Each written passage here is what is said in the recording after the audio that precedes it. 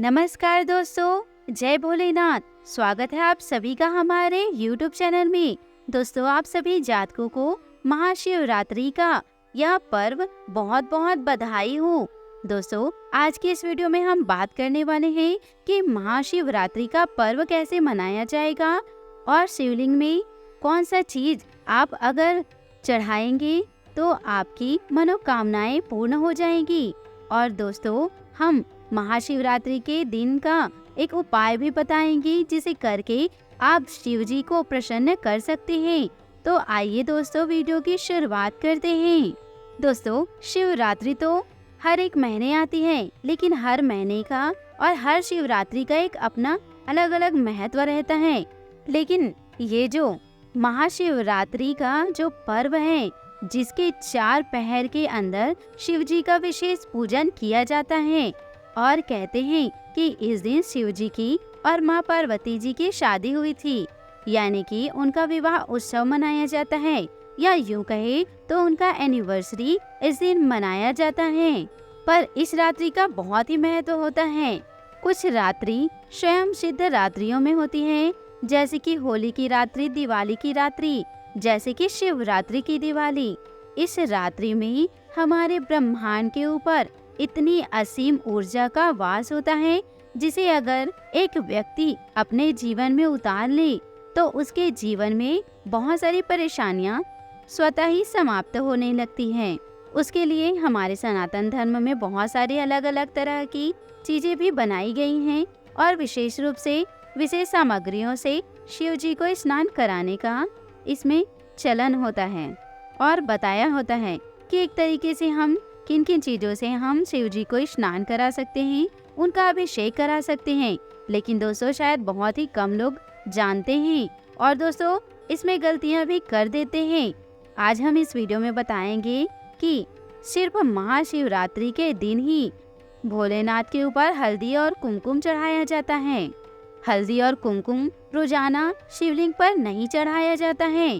तो अगर आप भी ऐसा काम करते हैं तो दोस्तों यह जान लीजिए, केवल शिवरात्रि के दिन यह हल्दी और कुमकुम का चढ़ावा चढ़ाया जाता है हमारे शिवलिंग पर। दोस्तों, आज के दिन हम दूध से, जल से, 9 प्रकार के औषधियों से उनका अभिषेक करते हैं। लेकिन आज के दिन उनका अभिषेक घी से करने का बहुत ही महत्व माना गया है, शहद से करने का बहुत ही महत्व माना गया है। एकमात्र महाशिवरात्रि एक ऐसी है जिसमें 4 पहर का अभिषेक होता है। इस 4 पहर के अभिषेक में 4 अलग अलग चीजों से उनका अभिषेक किया जाता है। पहला जो अभिषेक होता है वो होता है दूध से, फिर दही से, फिर घी से, और सबसे लास्ट वाला होता है वो शहद का होता है।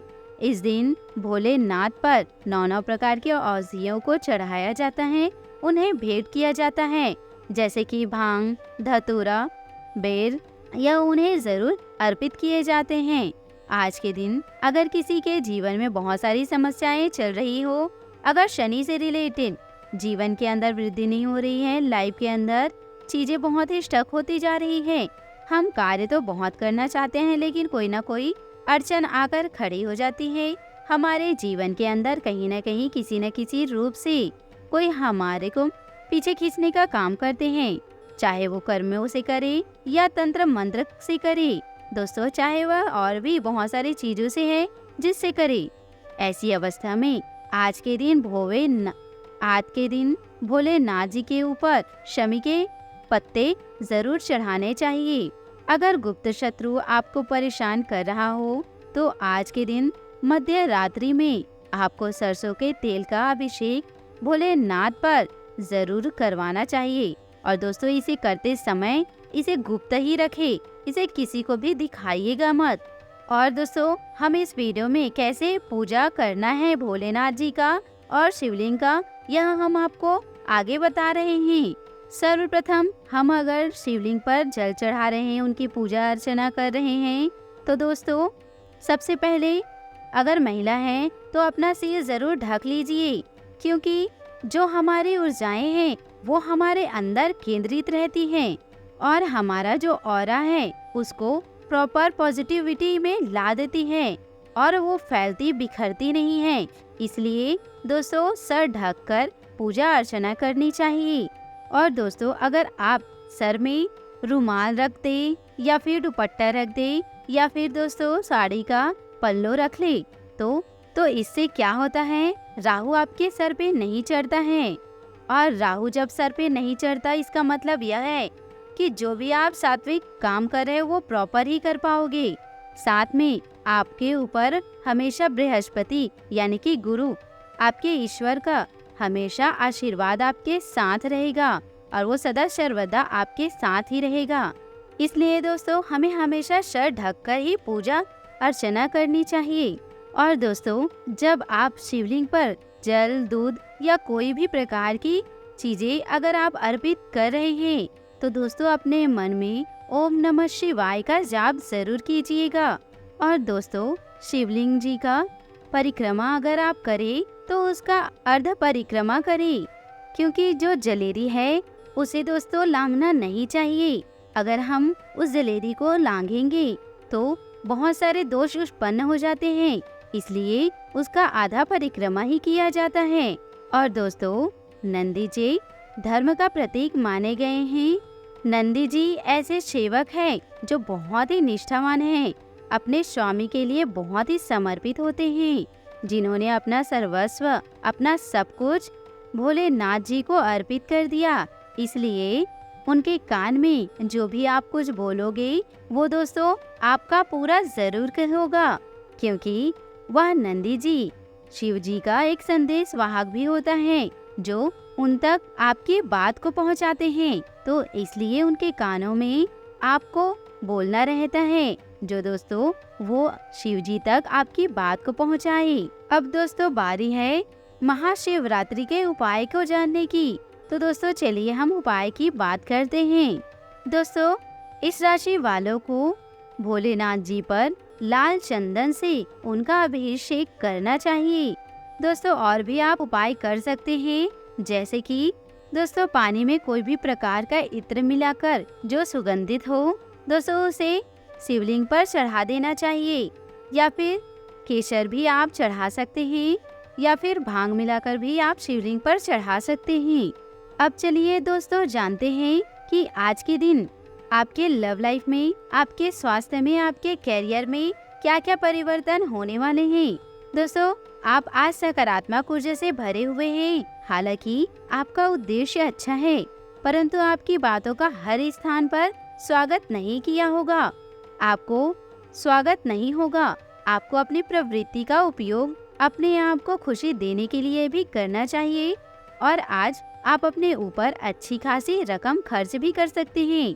जहां तक दूसरों के बारे में आपकी राय का सवाल है, अपने ऊपर थोड़ा सा नियंत्रण रखें, क्योंकि आपके कार्यकलापों को गलत भी समझा जा सकता है। लव लाइफ की बात करें तो आज आप थोड़े समय चलने वाले अस्थायी किस्म के संबंधों से ही संतुष्ट हो जाते हैं, लेकिन अब आप में भी सच्चा प्यार पाने की इच्छा जाग उठी है।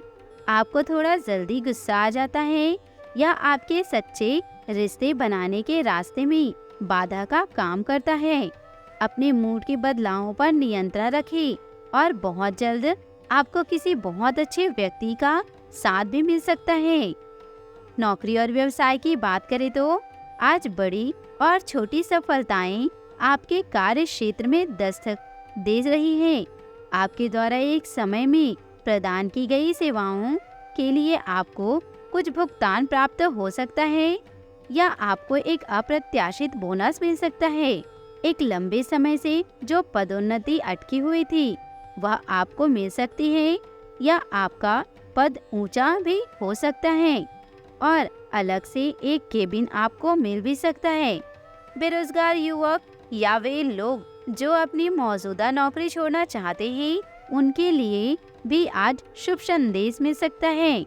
स्वास्थ्य की बात करें तो आज आपको वैकल्पिक चिकित्सा के फायदों के बारे में पता चलेगा।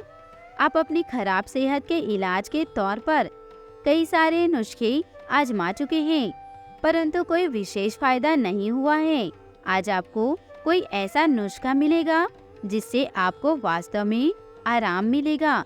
आज प्रयोग करने से न डरे और वैकल्पिक उपाय अपनाकर देखें, लाभ होगा। दोस्तों आज के दिन आपके लिए भाग्यशाली रंग गुलाबी और भाग्यशाली अंक 3 रहेगी। अपने जीवन में खुशियां बनाए रखने के लिए और भोलेनाथ जी का आशीर्वाद प्राप्त करने के लिए वीडियो को लाइक करें, चैनल को सब्सक्राइब करें और कमेंट बॉक्स में जय भोलेनाथ, जय महाकाल जरूर लिखें। दोस्तों, आप सभी का बहुत बहुत धन्यवाद। आपका दिन शुभ हो, मंगलमय हो।